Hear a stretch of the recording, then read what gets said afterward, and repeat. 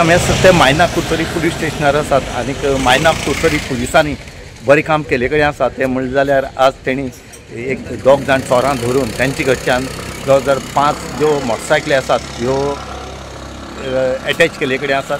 तितून भितर 3 बुलेट आसात, एक यामा मोटरसायकल आसा आणि एक स्कूटरी आसा।